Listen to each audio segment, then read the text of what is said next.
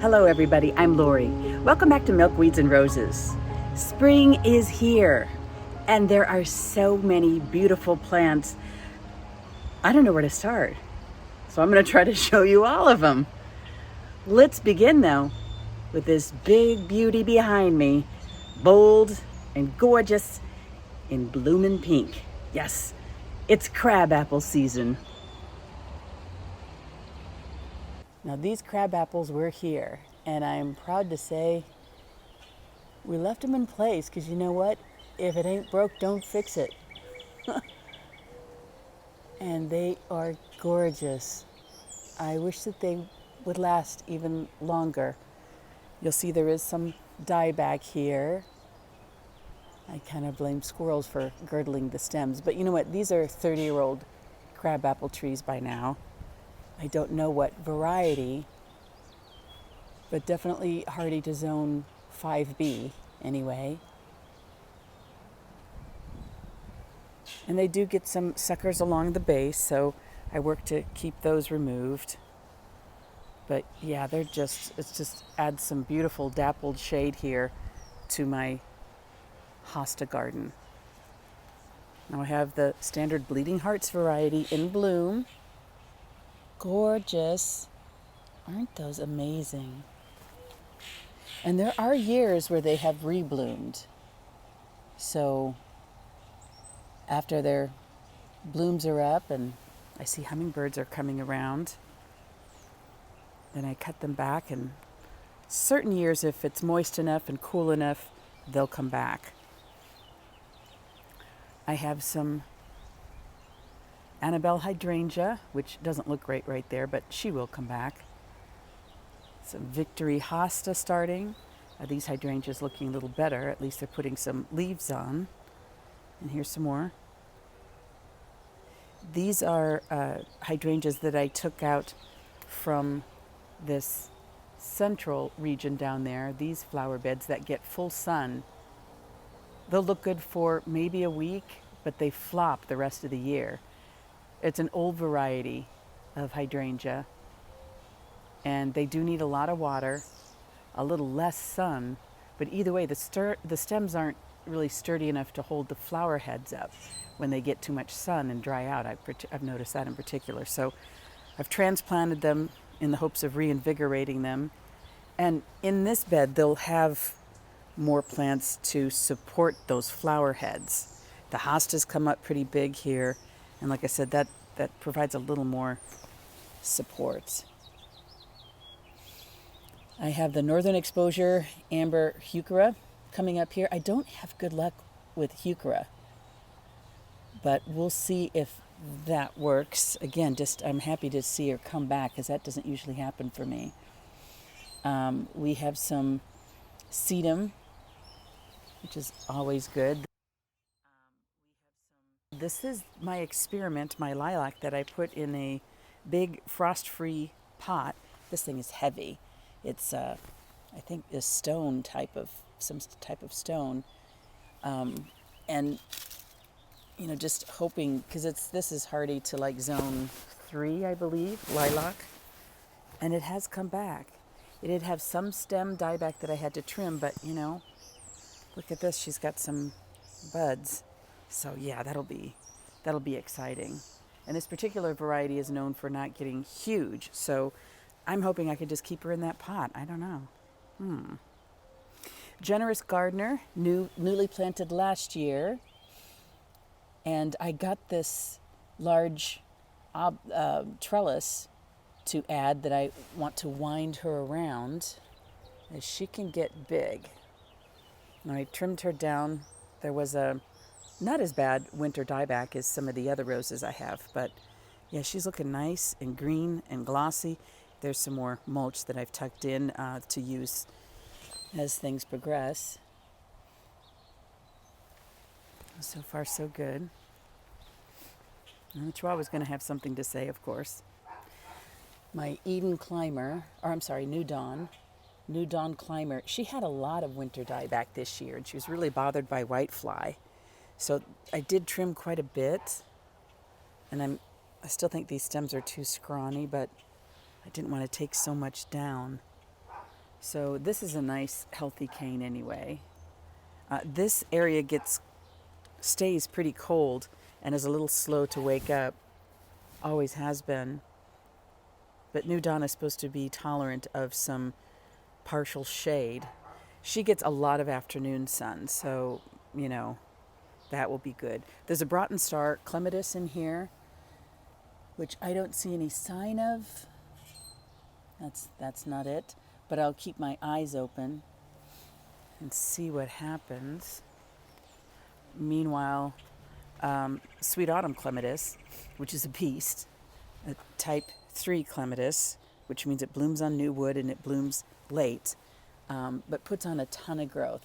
And this is one of these that if you have an unsightly fence or you've got an arbor you want this to cover, to grow over, to give some privacy, then that would be a good choice.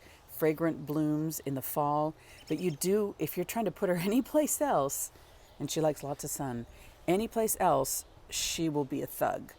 So you have to stay on top of the pruning here for that particular one. This is just a Stella d'Oro daylily that I transplanted from another area with the thought that the foliage, which isn't that attractive, but the foliage, these things will provide additional shade to the roots of this clematis. And no, it's not planted in a pot. This is just a broken pot that again provides some shade to a clematis. They don't like their roots in sun, or their lower half in sun. So that helps provide some shade. And it looks like it's in a pot, and it's a way of repurposing a broken pot. But yeah, so I've done that throughout. There is some hardy geranium starting to come back here with the hopes of that. Okay. Let's take a look in the rose garden and see what we have. Okay. Now I have John Warren Clematis. Oops. Are you going to come? I don't know if Gabe's going to come. You going to come with me, buddy? All right. I can trust Gabe. He'll stay with me, but my other little fella gets distracted and takes off, and he is like 5 pounds, so you just can't risk that. All right. Now I have we call them squinnies around here, but they're just little ground squirrels, and they are the bane of my existence. Let me tell you what. It's fine with me if a fox or a cat or something gives them a good chase. Even Gabe will on occasion, because they dig and they bury walnuts, and that just it adds juglone to the soil and poisons other plants around here. So it's been a constant frustration. They, frankly, do more damage to containers than they do in the ground, but it's a pain in the patoot. So I have an aster starting to come up over here a little early. My sedum, which I planted last year. I just love their cute little foliage. And this area right here is horribly dry. So that's why there's salvia, sedum, that tends to work a little better. Russian sage, which has probably been in here like 6 years by now. It gets big and needs a little bit of a prop, so that's why I put it here. Let me go rescue the Chihuahua. Hold on. You behave yourself now. You stay out of trouble. Anyway, John Warren will have these gorgeous, huge blue blooms. So she's an early spring bloomer. And then there is another clematis and part of the Sweet Autumn Clematis that will then take over this area, which will look good. I planted some,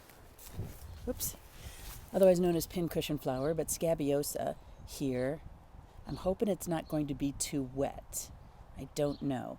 And more Stella d'Oro daylilies that are transplanted from an area that was just a little too much attention for what their foliage tends to be. Like, they look great when they bloom. Daylilies look great when they first bloom, and then you're, for the most part, stuck with this unattractive grass-like foliage that slowly dies. And you have to keep it in place to keep the roots and the plant sustainable, but it's not a real pretty picture. So I want other things to take over as that process is underway. So, hopefully Scabiosa, which tall, pink, ethereal type of flowers will work. Phlox, various types of tall phlox. We have another salvia in the back. And check out Teresa Bonet. She is just going for it. This is probably is it the 4th year? It's always longer than you think. But yeah, she is a rugosa rose, which those are really vigorous. And this is a tough spot. So I wanted something strong that had a lot of the canes down here and the prickles to thwart rabbits. But yeah, it gets thornless as you get higher up, which is great because by the time you're brushing by this on an arbor, you don't want to get stuck with thorns. So my hope is that these gorgeous blooms, I've trained a lot of canes horizontal here because these little shoots is what they bloom off of. In the past, when she just went straight up, I'd get some flowers at the very top, and that's it. So the more I can get the canes to go sideways, hopefully the more blooms I can get on the top. And this is a reblooming variety, very winter hardy. Not a whole lot of fragrance, for me anyway, but some. I mean, the Sweet Autumn Clematis will swamp everything else when she goes to town and blooms, all those gorgeous white blooms. Or you remember from last year, here's a picture. But I just love the way the crabapple blooms are over the top, seen in the distance. And then this plant in the green and growing over the arbor. I see Gabe is weighing in from the backyard as well. Okay, and I have some chives. It's more about thwarting digging creatures than anything else. I planted some foxglove in here, and what a disappointment. I don't see anything. Maybe something will come up. I know they're biennials, but I endured these big clumps of things with no blooms to try to get them to, they're supposed to bloom the 2nd year. Well, all I got was the clumps of foliage and no blooms. My tulips look good, though. I do like the tulips. And again, Nepeta in here. I have cat's pajamas, which pollinators will love when this thing gets ready to bloom. It's 2 weeks out at least yet. I have some Peruvian lilies and some tiger lilies in here that are just starting to come up. This is that unnamed rose that I put in and lost the tags long ago, so I don't know, but it has beautiful red. I like the foliage when it first appears, and it has red blooms, red flowers, not fragrant, but if it's hardy and looks good and the bees like it with an open flower, that's what I care about. Now I have another, I believe it was Broughton Star, clematis, a Montana clematis, which are pretty vigorous, and for some reason it's located itself back there. It's not where I planted it, but over in here is where I've planted it. That's where it's coming up, but it's also coming up over there. So we'll see what happens. I don't mind it. I have some alliums and another red rose that's pretty hardy, although this one had a lot of winter dieback. These willow teepees, which I got from, I don't know if it's Spring Hill Nursery or White Flower Farms, but are just super easy and lightweight to put in place. But I wanted something besides just these things are showing their age. I've sprayed painted them with Rust-Oleum and different things to keep them going, but they're still kind of falling apart. And I wanted something a little more natural here in my rose garden. So that's why I've added the obelisks around my gardens here as a prop, something natural to age with the plants. I have more different types of allium. Rock and Round Pure Joy sedum showing up here. It will have nice crimson red blooms when it goes. There's an Angelica, gigas or gigas back here, which I just planted. And these get pretty tall. So that's hence the peony hoop here. It's actually a tomato cage that I cut down, but you use what you got. We have more sage right in here. And this is the color blend daffodils, which, various types, they're kind of gone over by now, but I just love to see this and, pull up in the driveway and can see this pop of color from early spring. That's the joy of daffodils. And sage is something and nepeta are things that the rabbits and everything leaves alone. I have a surprise lily right here. So first you get the foliage, then it dies down to the ground, and then whoop, surprise, are the cool pink blooms that come later. I have some bearded iris, which I have to make sure while this has been mulched that the rhizomes remain open so they can bake in the sun. These are planted very shallowly, very shallow, and if you cover the rhizomes, they get rot or have a hard time blooming. See, here's another example. They tend to get covered real easy. So you want to uncover those so they can get some sun. Sign of a little, wants to bloom, nepeta, blooms early. This is the red dandy mum. I believe it was red dandy. I try to keep the tags in. Nope, confetti. So this will be the pink one. So I've got a lot of pink in here. Pink blooms. And this year I have learned to prune the mums and prune them often, prune them early. Because these get so big and beastly. They'll swamp everything and flop. So these will be some gorgeous pink color, some purple, some pink mums, but they don't bloom till the fall. So I have to keep deadheading those to keep them in order. Decadence Vanilla Cream Baptisia. So putting on some good growth. I like the purplish stems. Nepeta. And now look at this. We've got an early bloom stalk, bloom head. A couple weeks away yet. There's a Stokesii in here that I don't see. Not yet anyway. This is, I believe it's Wedding Dress, is the rose. Very hardy. Not a lot of fragrance. But hey, it's reliable, which I kind of like that. And my purple tulips, which are kind of saggy at the moment.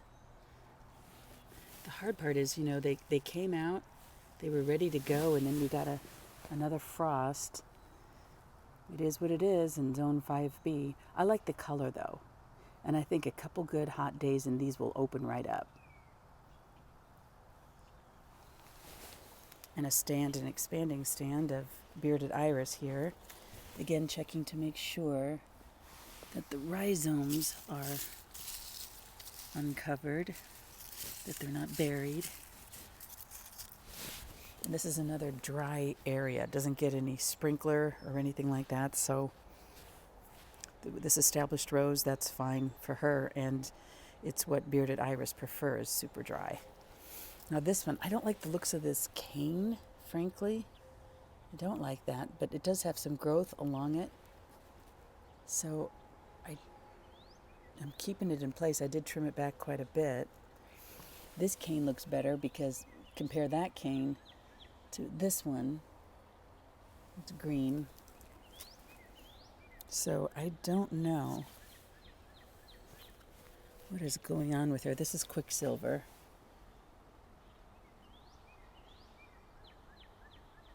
So I'm just monitoring this. Lady in Red looks a lot better. Again, we had a lot of winter dieback this year. I don't know why, but it's just, now I need to trim this up because look at this is dead. So I need to trim it to right about here. so that it's not putting all this effort out to try to bring some life back into this dead cane. Like the yellow tulips. Pretty. This is my peony that has never bloomed. I like the foliage. Look how pretty that is. But it never blooms. It's been in here, 4 years now? Sometimes it takes peonies 3 years to bloom, so I'm not panicking. And I do like the foliage, but it remains a frustration. Sometimes that just happens. Stand By Me clematis, lavender clematis, will push out good growth. And this isn't a climbing, vining clematis. It's sort of a flopping, sprawling one.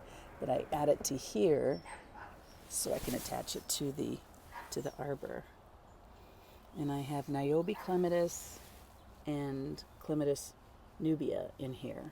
So 2 bright red clematis, the same type. I believe they're type 1 or 2. I'll look that up and add that here. But I added this year a little trellis for the downspout with the idea that they can climb up this, because I think it'd be pretty from the driveway with the concentration of red and natural stone pots, and then the red clematis peeking out here. I think would be pretty. So that's the thought anyway. Now some of this area, because squinnies have been digging, the mulch is a little too heavily concentrated in certain areas, so I'll have to work to even that out. And got some more trimming to do of roses. Let's see, but I like what I've got, the look at the start of it anyway. So that's encouraging. Not encouraging is Princess Alexandra of Kent. This rose, I'm pretty sure, is dead. Didn't make it.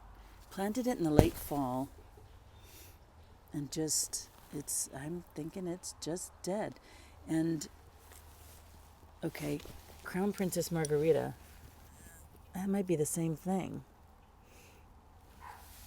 The fairy is coming back. See that little bloom there?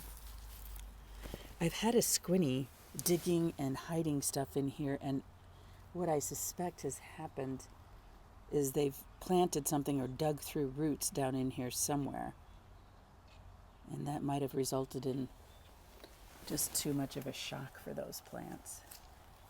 I don't see their entrance hole right now, but, that's a digging spot. All right, I better go back to the backyard. I'm being paged.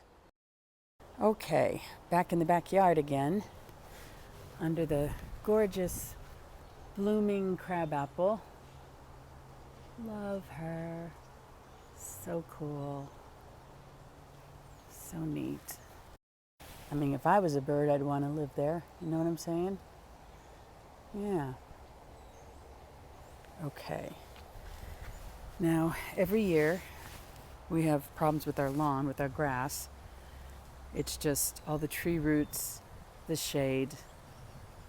We had a drought year this winter, so it's just the dogs, dog pressure, as they say.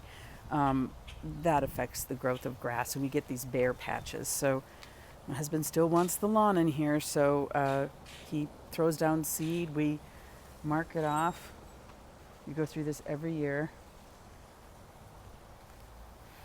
You know my preferences, but I'm not going to repeat them here. So anyway.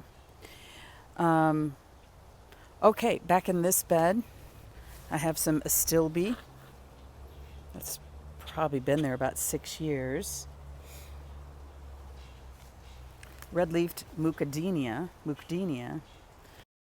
which is right back here. Glad that she's come back.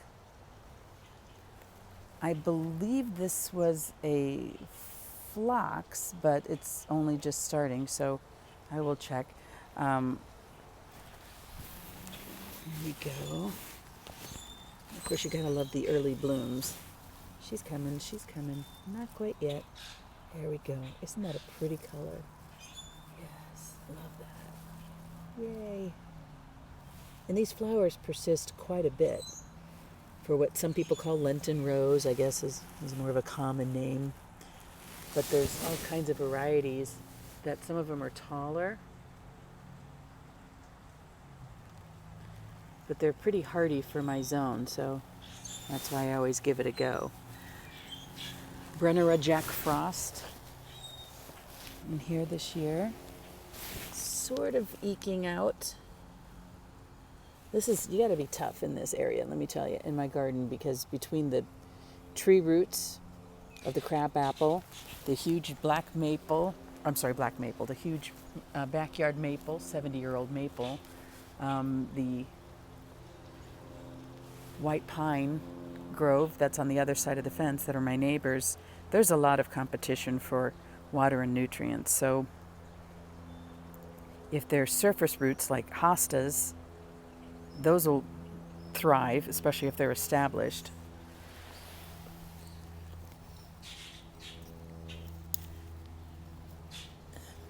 Okay, but yeah, the rest of them, it's kind of a tough go. Now you can see some digging has been going on here, not by me and not by the dogs. Now sometimes they're just looking for grubs, and I don't have a problem with that. It's just part of the whole circle of life. But their stash that they create, that's what's irritating to me. So this is another transplanted Annabelle hydrangea. Different type of hydrangea, not as formidable, but I'm just happy that she comes back. I have to watch where I'm walking here. There's some hostas just starting to peek up, and some astilbe. This is a climbing hydrangea. Never been successful there, and again, it's because of the, might need just a touch more light, but just not enough water. Too much root competition. Hostas are fine. They're fine. It's hard. It's a dry shade plant, that you need to find, and they're not as interesting, perhaps, as some. So you have to be selective. Curly fries, I believe. Hosta, nice to see her back. And this year I got some copper mesh that I'm going to wind around the bottom, the base of these plants, and see if I can keep the slugs away.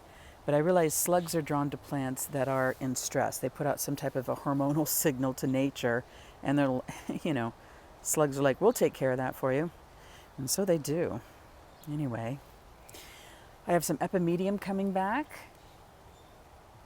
Various types of hosta planted in here. More Brunnera. I just love those flowers. They're just such a breath of fresh air. You can see more of the epimedium right there, where my head is in the way and my shadow. Pleased to see this plant came back. I blocked it off from rabbits. Not sure if it's supposed to be, rabbit resistant, but hey, in my garden you never know. This is another one of those climbing hydrangeas. I think that's right. But I'm just pleased to have it come back. I split this in half and put the other half of it in the north garden where it gets more water and a little more sun. I've never had this bloom. And again, I think it's just, well, it wasn't old enough, but also it has too much root competition. And every time I think of the name of this thing, all I can think of is Sambuca. Does that mean I need some? But I'm propping it up and putting some little poles around it so that, again, to thwart rabbits or the curious. I don't have a problem with deer, and I know I'm lucky. But I do want to just keep the plant up and growing and give it a chance. I like how this color adds this nice green, adds a highlight to this corner, because this is pretty dark back in here. Whoops. Now I have some trillium coming up. This has also been sporadic. It might not be moist enough back here for some trillium. But I like when it comes up. Another transplanted hosta. this is a thoroughfare for squirrels and all kinds of creatures, that little gap in the fence. So, you know, got to be mindful of that. And if my shadow wasn't in the way, another climbing hydrangea, this one a little more successful. There's still a lot of winter dieback on this plant though, as you will notice. At least this one is coming back a little bit. I fertilized it, keep it watered, and it gets morning sun, as you can see. Hostas, hostas, hostas. I tried to vary the type of hostas just for a little more visual interest. Up a medium. You can see there. This is Jacob's Ladder, I believe. Just popping out of the ground first, and then they'll open up. More Annabelle hydrangeas, which actually do pretty well here, and their blooms don't fry and flop. So that's what gave me the idea that, it just needs to be out of that direct sun, that afternoon sun, to really thrive, because it's a very old variety. It's probably been in place for, 30 years. And a maple seedling. It happens. She puts out an awful lot of seeds. Just try to vary the foliage in here, different plants, different types. Empress Wu always impresses. Have some daffodils, beautiful. Some Muscari, just kind of lost from a distance, frankly, because it's so small. So I probably should relocate that or plant it a different way. Some snowdrops that are going to seed, so I just leave that up and let them die back naturally.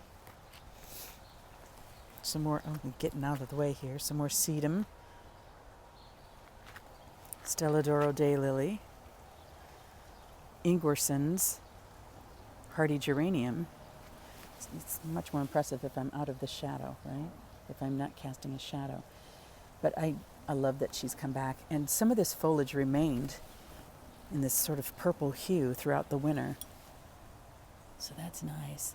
And I thought this is something that could serve as a bit of a rabbit screen, because I took all this nasty meshing out that was around these roses and added an obelisk, a willow obelisk. More natural, and they can just climb up through that. Keep it watered and fertilized. Same thing with this. My wisteria. Oh, this is an American wisteria, not a Chinese one, so it's not as robust. It does have beautiful purple flowers, though. Some years it blooms more than others, but you can see buds on it along the fence.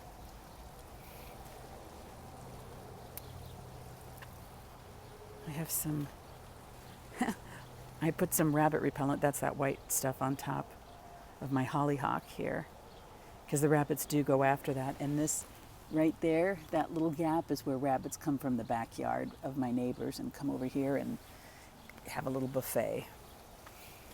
So they ate down much of that stuff last year before it ever had a chance to bloom.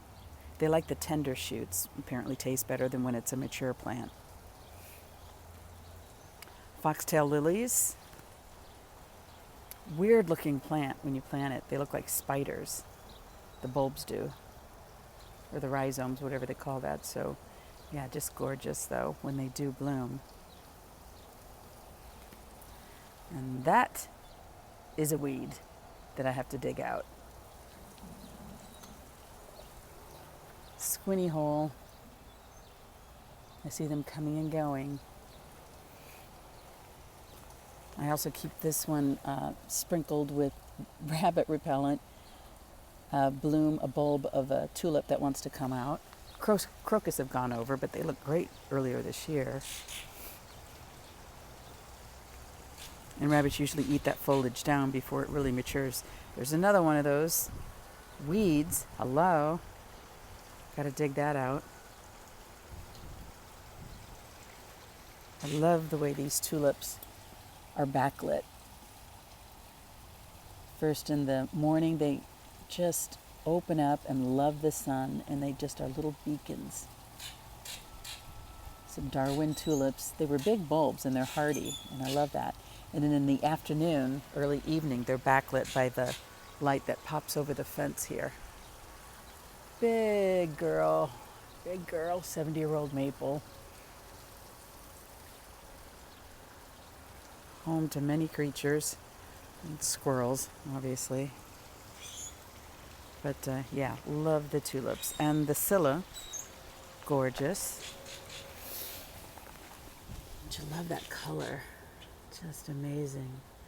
Now hostas here are never bothered by slugs, and a lot of it is because they're so healthy. They get everything they need, just enough light, not too much, tons of water, because they're right by the pond. Check out the love doves over there. Like, what you got to eat? My favorite couple. They're lovely. But yeah, some successful hostas in this area, which I love. These will all these pots will have primarily annuals, but there's some other things that I'm growing as seeds in the basement that are, if they make it that long, we'll put them in here. Okay. This one coming back. Tessa the D'Urbervilles. Did a lot of, she had some winter dieback, so I did a lot of pruning here. Looks like I'm not quite done. See this? That needs to be taken out. But yeah, she's looking good. I checked it out down there. Now this is some catmint that I think, frankly, birds planted, because I didn't, but pollinators love it. It doesn't get too out of control, so I keep it there to thwart rabbits or squinnies that want to go in there and dig. I mean, the scent itself will keep them away. And more obelisks to help support, hopefully, my hydrangeas this year. But I did take out 2 of those hydrangeas and put roses in its place, because they do like the sun. And maybe these trellises and a combination of things can help support the hydrangeas. I don't know. We'll see how it goes. My marsh marigolds have gone over, but mostly. But they do like this spot, so I'm encouraged by that.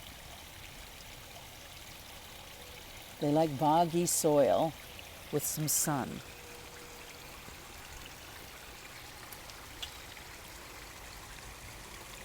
Fish hanging out. They've already been fed this morning, so now they're not really interested in me.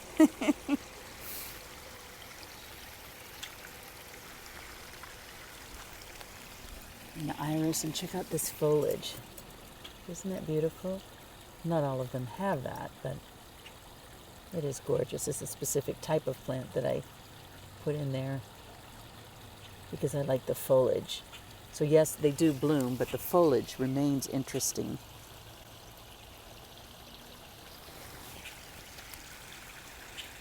There they are. I stand up and they sort of go to hide. There they are. Hello, darlings. Yeah. More marsh marigold over here. Looking good. Hello. See, they swim right up to me, which helps make a head count to make sure that no critters have gotten in there. There's all kinds of caves and hidey holes in there that we've done to protect them from predators.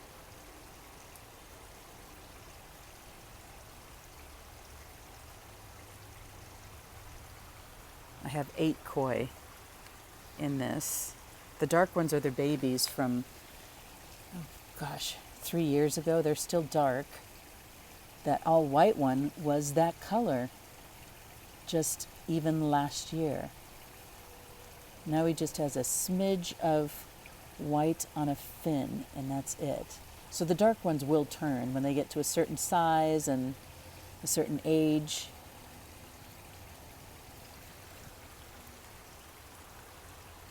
But they're They're pretty cool. I'm glad they're here.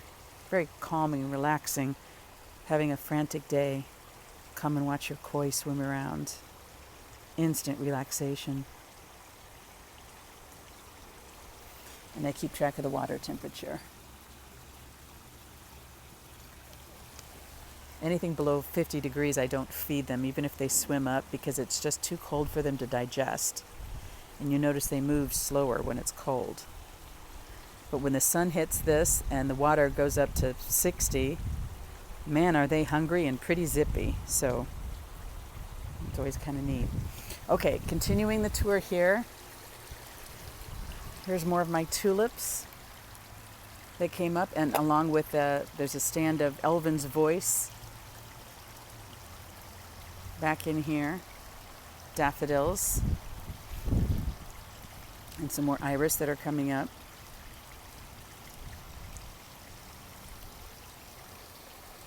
Campanula, new giant. I suppose is what some of this is, but I, frankly don't see any sort of giant, Let's see what happens. There's another one of those disappointing foxgloves. I'm just keeping it in place so I can remember it should be there. And there's another one tucked in behind the species tulip there that wants to come up. Hello. But I just want to see if something does happen this year. I'm not seeing it, but who knows. And some crocus and some hosta come up here. This is what I use, but frankly, some of them just laugh at me. Pomonium, golden feathers back in here, which I don't see yet, but more campanula. And a pretty little tulip. Isn't she beautiful? And that's it. There were several here which didn't come up. So I think it probably either got too wet over the winter. So this can be frost damage or just it was stepped on and mangled. See, there's nothing, and it's sticky. So I'm not sure what's going on there. Not fun though, I can tell you that. So I should just take that out, frankly, because nothing's happening. All right, some phlox blue ribbons. Back in here. More campanula. Tulips on the hill. Love that. My little rhodie. A glimpse of a pink bloom behind, which has gone over by now. I will pot up that container. Joe Pye weed coming back, putting on some new growth. I just now cut down the old stems because I think of overwintering bees in those hollow stems. I want to protect those.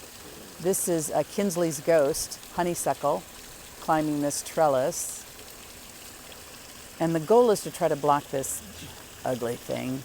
If I can get that covered with honeysuckle back there, it would be fabulous. I have another clematis coming up next to my fairy house here. I moved the fairy to the top of the pond and then gave her a little more root run. And that's another one of those sprawling, not climbing hydrangeas. So she'll sprawl with some purple flowers down in here, which will be really sweet. More Darwin tulips on the hill. Some of those really pretty little like woodland asters, little tiny anemones, that just look so sweet when they open up. I'm very tickled. I just planted those last year. You never really know what's going to come up sometimes in this garden.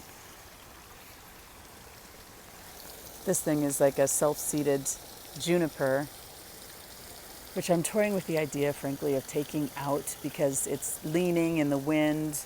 It planted itself there in the rocks. It shouldn't have in the first place. But we put lights on it for Christmas, and that's sometimes the only thing you see back here. So it made its own way here. It seems a shame to take it out, but that's probably been here about 5 years now. They grow really fast because it's a native, but it's largely a weed. You see them on the roadside ditches, So this is the Basie's Purple rose, which I took out of the sunken-in container and put it in the ground. I'd been in that container like 3.5 years. And so we're going to see if it works a little better. And again, with some pretty daffodils, Darwin tulips. So there'll be some other things that come up here. But yeah, I'm happy with where it's going so far. Had a better mix of tulips coming back there this year than I did in my other spot. And I think it's largely because of the daffodils helped to thwart the diggers, because they don't want to go near the daffodils. And over here to the start of my north garden, again, a close-up of, we've got some Elvin's Voice, tiny little ones, some Lamium coming up.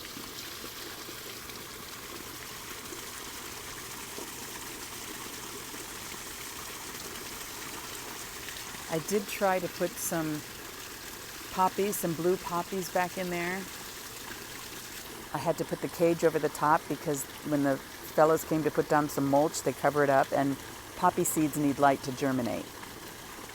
So I uncovered the mulch, and I see tiny little seedlings coming up. Hopefully that will work.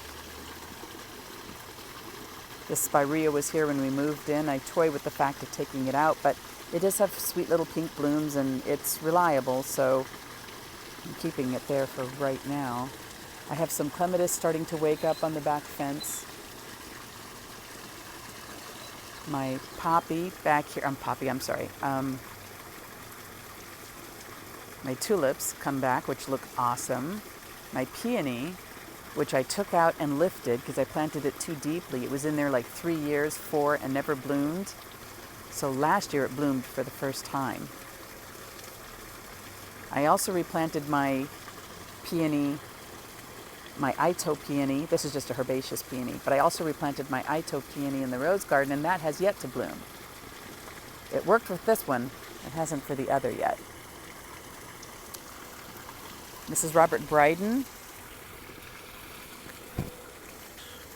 clematis. 2 of them here, more sprawling clematis.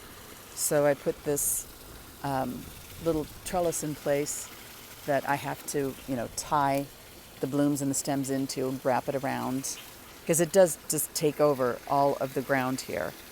I wanted to just flop over politely, but she's not polite. She's big and bold and shows up for the party and wants to be noticed. So I have to keep her in place a little bit. Otherwise, she would swamp all of these little delicate things that are starting to bloom and you'd never see.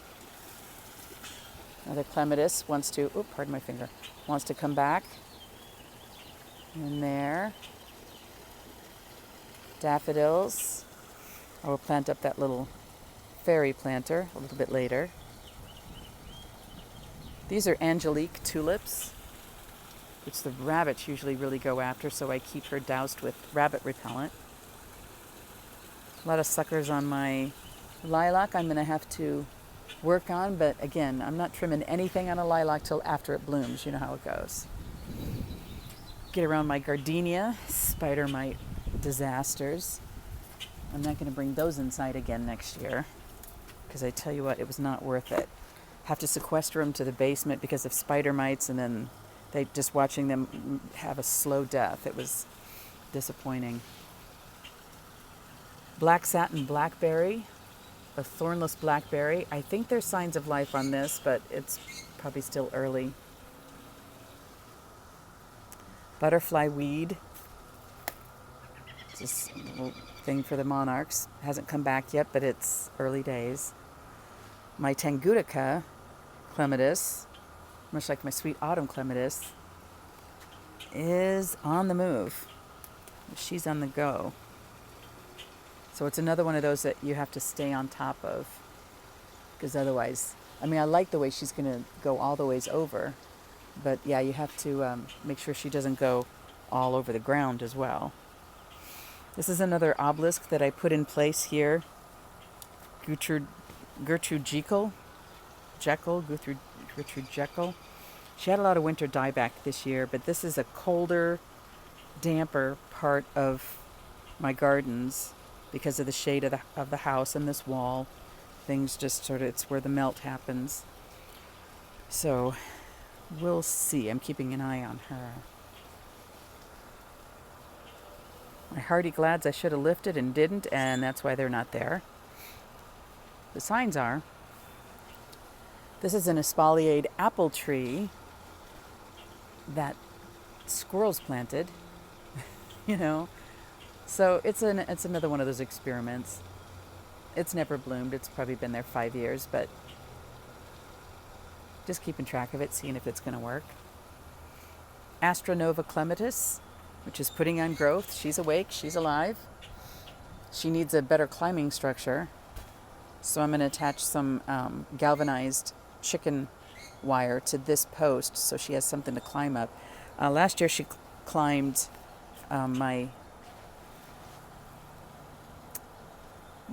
name of this plant, one of my favorites, which totally escapes me right now. I'm having a senior moment. But anyway, yes, love this plant. And so it's so big, so robust. So then we get some pink flowers in with some purple blooms that the pollinators love. So always does really well. Again, another damp area. I'm going to replace this, which is supposed to be a pot jardine, a little pot trellis, and put in another willow obelisk here. This is Night Owl. So she looks good. I have some more winter dieback I need to take out. As you can see, that's dead, so I need to trim that out.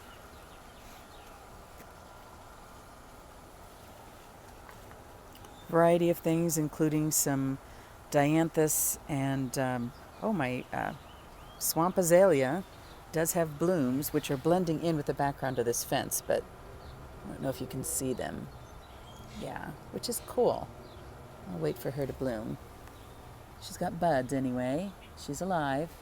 And I have to get the woody mulch away from the trunk of a woody tree because it gets too damp and she'll get rot. So again, the fellows that came and put down mulch don't know that, but it's something just to keep on top of.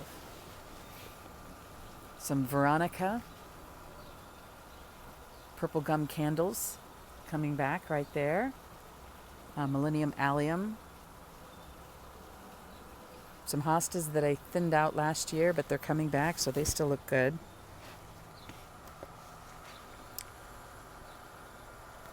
Pulmonaria look gorgeous. This is that second half of the oak leaf hydrangea that I put in here, just to see if with more moisture. And it does get a smidge of afternoon sun later in the year as the sun adjusts, so maybe that will work. I don't know. But it's alive. It's coming back. Another transplanted Annabelle hydrangea. So is that. Some wild ginger. And its flower is usually in the ground. I mean, you won't see it unless you dig back. Can't see it yet, but it's too early. But I like that it's come up. Pretty cool. And the tall spiky ones there, sort of spiky, that's Lily of the Valley. Lily of the Valley, which doesn't get a chance to run away and get crazy here because of the competition and with other plants. But it certainly can get away with you if you give it a free root run. Rosebud azalea. Later in the day, this area right along here gets sun, so she does get sun a little bit later. Again, having the mulch too close to the woody stem. But yeah, so I think she'll be all right. Versus this, I think this is still alive. This looks like, maybe is it still alive? Yeah. You could scratch the stem and see if it's green. Yep, it is. See? Can you see that's green? So she's alive. It's just early still, this weather. The majority of the time that we have in 24 hours is cool weather at night. So that's what happens. Okay, and let's go look at the final garden here. My north damp garden, as they say. Took that from Monty Don. This hibiscus doesn't wake up for another good month and a half yet. She looks dead, but she's not. She is definitely alive. Isn't she beautiful? And variety of hostas.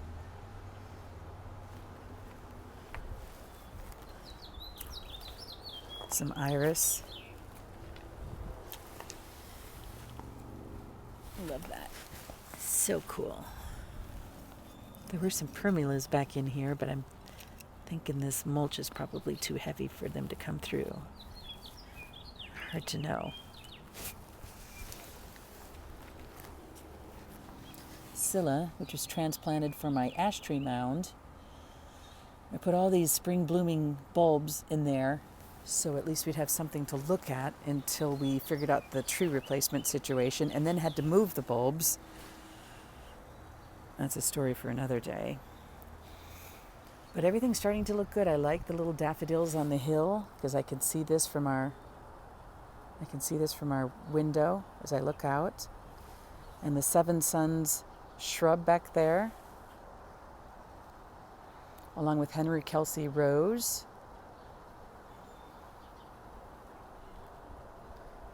So yeah, starting to look good, starting to wake up. Variety of things. Of course, it's always a struggle because of these beautiful black walnut trees from the neighbor, and they put a chemical in the soil to ensure their own sustainability. And of course, very little can grow besides black walnuts. So it depends on the proximity of their root zone, their drip zone, and you can see now they're big enough, their branches are reaching into our yard, which means the roots are too. So far so good. We'll see. Some things are compatible, some things are not, but it's an experiment.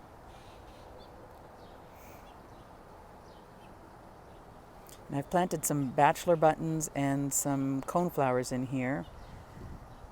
Some are coming up, some are not. Again, that's the way it goes.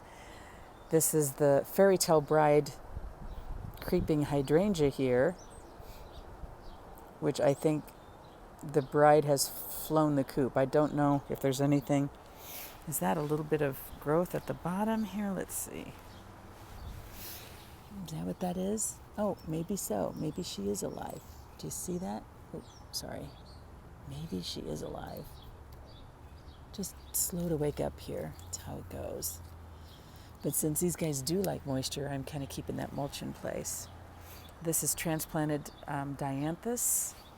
Pretty purple flower that will hopefully drape over this. We'll see. A razzle dazzle diplosperma back in here. And I like those sweet little daffodils. They're so cute. Oops, sorry, I keep getting my finger in there. So cute. Yay. Okay. That's it for this episode of Milkweeds and Roses. I hope that you like this video and subscribe to my channel so we can stay in touch. I want to see how things are going in your little corner of heaven. Well, here's to more wonderful days and the start of a great gardening season 2025. I'll see you soon.